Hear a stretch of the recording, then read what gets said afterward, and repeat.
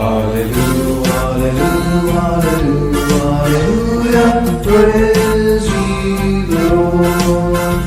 ஒருவராய் சாவாமையுள்ளவரும் சேரக்கூடாத ஒளியில் வாசம் பண்ணுகிறவரும் மனுஷரில் ஒருவரும் கண்டிராதவரும் காணக்கூடாதவருமாயிருக்கிறவர் அவருக்கே கனமும் நித்திய வல்லமையும் உண்டாயிருப்பதாக.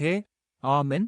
தீமோத்தேயுக்கு எழுதின முதல் நிருபம் 6வது அதிகாரம் 16வது வசனம்.